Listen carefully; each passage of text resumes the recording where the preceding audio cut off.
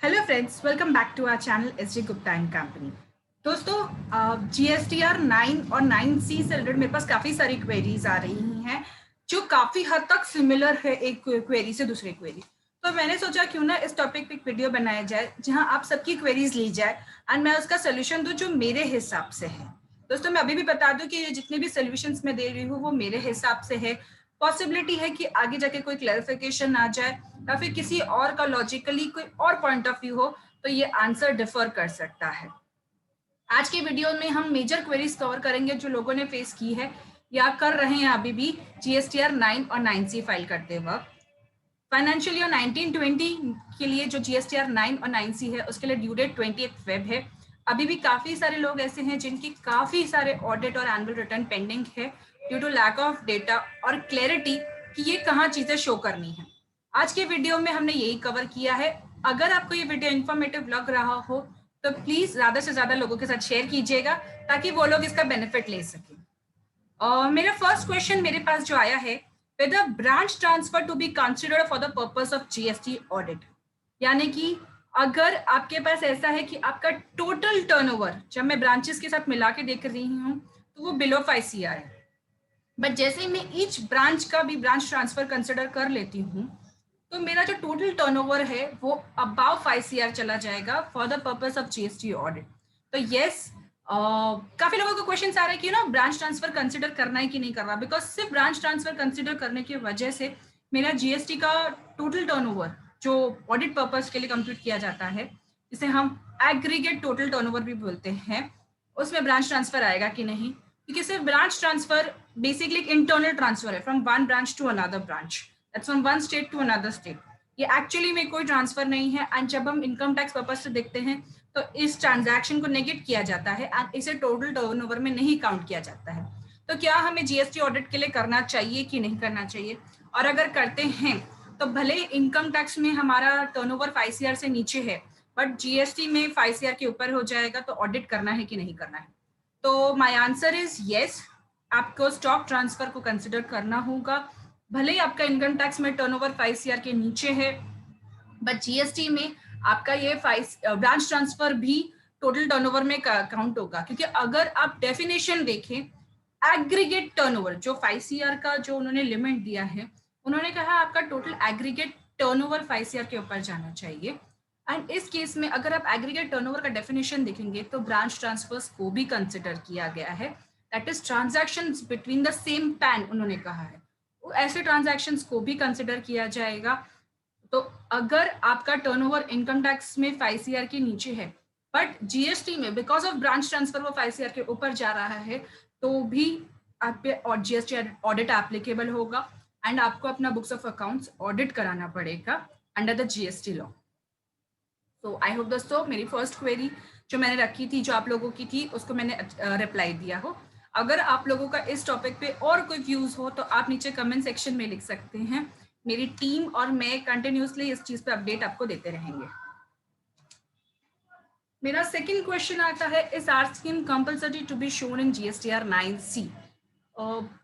अब काफी जगह पे गवर्नमेंट ने जीएसटीआर 9C में रिलैक्सेशन दिए हैं, जैसे कि अगर आपका जो क्रेडिट है वो आपको जरूरी नहीं आपको रेट वाइज बाइफर्केशन देना हो, आप टोटल क्रेडिट भी डायरेक्टली लिख सकते हैं।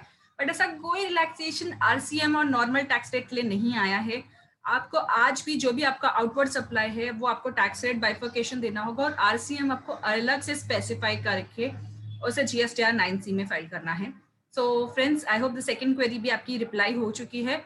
आपको आरसीएम अलग से शो करना पड़ेगा जीएसटीआर 9C में, आप उसे टोटल टैक्स के साथ क्लब नहीं कर सकते। यानी कि जब का आउटवर्ड नॉर्मल सप्लाई है और आरसीएम आपको दो अलग अलग लिखना है, प्लस जो भी रेट उन पे एप्लीकेबल है वो रेट को अलग अलग बाइफर्केट करके लिखना है, आप क्लब नहीं कर सकते हैं।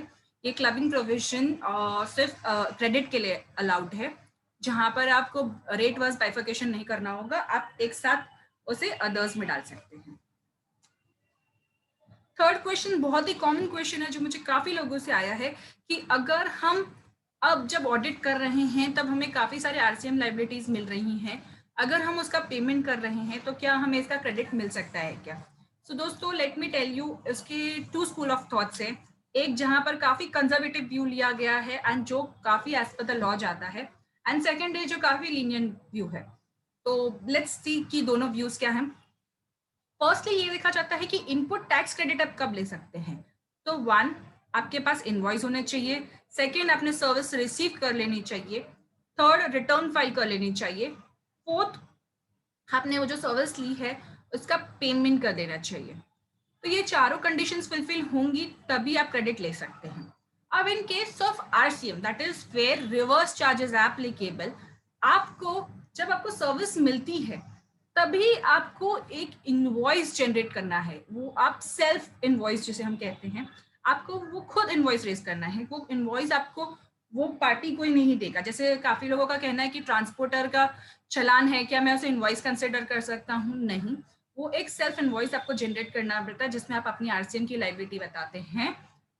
आपको फर्स्ट वो इनवॉइस जनरेट करना होगा। सेकंड, आपको उसको पेमेंट करना है with in the time period, that is with in 6 months.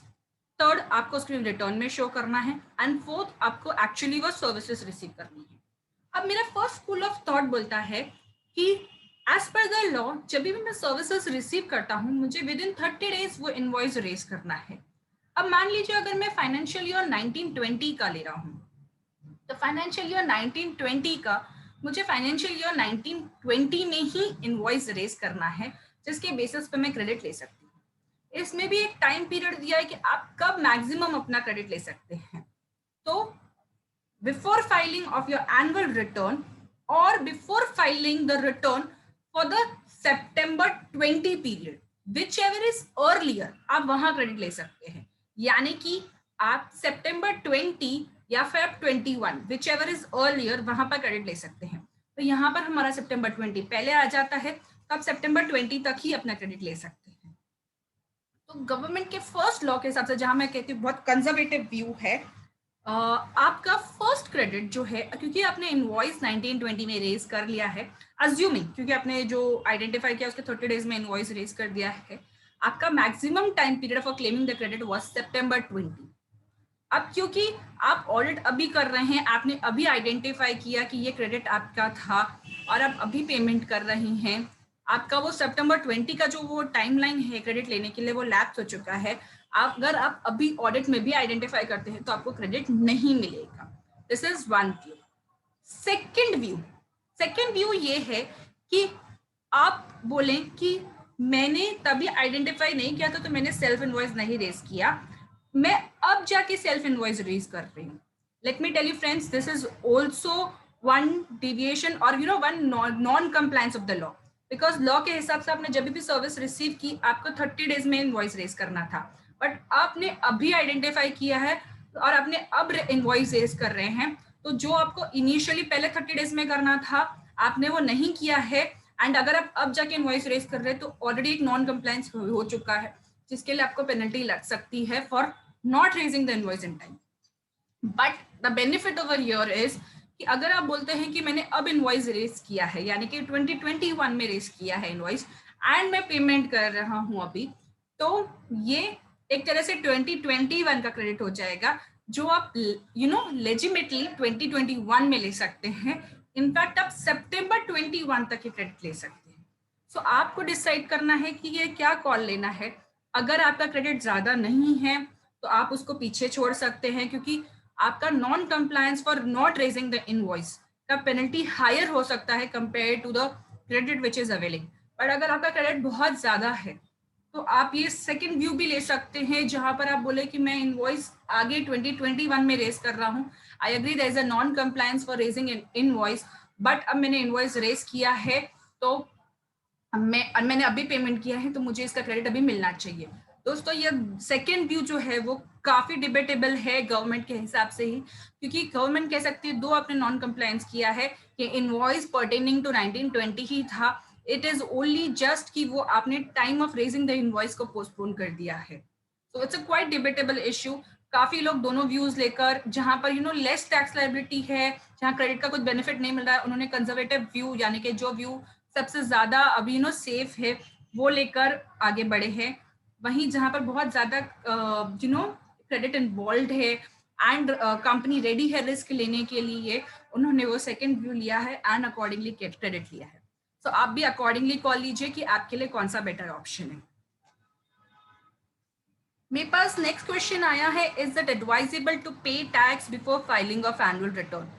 So my answer to that is yes, it's advisable to file it, pay the taxes before filing of return, क्योंकि आप इस तरह से voluntarily आप tax पे कर रहे हो अपने एनुअल रिटर्न में, तो जो फ्यूचर में जो आपको पेनल्टीज आएगी फॉर लेट पेमेंट या फिर non disclosure of any liability या फिर सप्रेशन ऑफ एनी फैक्ट्स, वो दिक्कत आपको नहीं आएगी, क्योंकि आपने खुद एनुअल रिटर्न जो है वो आपकी सेल्फ रिटर्न है, यानी कि आप एज अ डीलर खुद फाइल कर रहे हो, आपने खुद से आइडेंटिफाई किया ये आपकी लाइबिलिटी है और खुद से इसका पेमेंट कर दिया है। So the penalty related to non disclosure और या फिर नॉन पेमेंट या फिर एनी सप्रेशन ऑफ फैक्ट्स नहीं आएगा, वो वेव ऑफ हो जाएगा। So it's always better to file और make the payment before filing of annual return.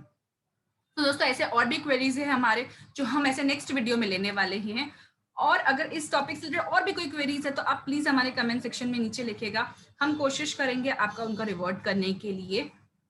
हम छोटी छोटी क्वेरीज हर एक वीडियो में कवर करने वाले हैं ताकि हम ज्यादा से ज्यादा क्वेरीज का आंसर कर सके और आपकी हेल्प कर सके GSTR 9 और 9C फाइल करने के लिए।